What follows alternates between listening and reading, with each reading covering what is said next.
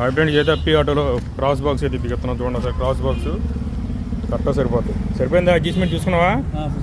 అది ఇది వచ్చేసి ఎయిర్ హోల్ బాక్స్ కూడా full 18mm. Okay B friend ఇదైతే మొత్తం ఫిట్టింగ్ అయిపోయింది.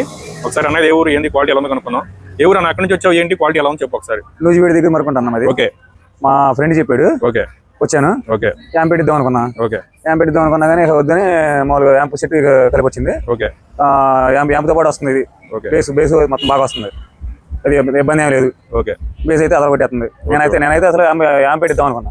ఓకే, అదే పని లేదు మనకి. అది నీకు బ్యాటరీ తీయటాలు నీకు అలాంటి ఏమి ఉండదు. ఆటో రన్నింగ్ లో పెట్టుకున్నా, ఆటో ఆఫ్ చేసి పెట్టుకున్నా కానీ నీకు డే నైట్ కొన్నా కానీ బ్యాటరీ తీయడం అలాంటిది ఏమి ఉండదు. యాంప్లకి ఏంటంటే ఎక్కువ బ్యాటరీలు దిగిపోతాయి. ఓకే, ఒకసారి బాక్స్ కొట్టండి. క్రాస్ బాక్స్ చాలా క్వాలిటీ, ఫుల్ 18mm ప్లేవుడ్ చేసిన బాక్స్ ఇది. మీకు నీ బాక్స్ 10 ఏళ్ళైనా చెక్ చేద్దాం, చూసుకో ఉంటే. ఓకేనా? ఇది మొత్తం సెట్టింగ్ ఎనమాల వచ్చేసి మొత్తం జాక్ సిస్టమే, ఎక్కడ చికాకుండా వైర్లు ఆడని చికా కనిపిస్తుంది నీకు. ఏడన్నా వచ్చిన వైర్ మొక్క పక్క కనపడతాం కానీ లేదన్నా, క్లారిటీగా ఉంది. వైరింగ్ గీరింగ్ మొత్తం చాలా పర్ఫెక్ట్ గా ఉంటుంది. చేసి చేతులు దులుపుకున్నాం అన్నట్టు కాదు. అదేలే, అవునన్నా, మొత్తం చక్కగా నీట్గా ఉంటుంది. వాడేసుకో. Okay, by.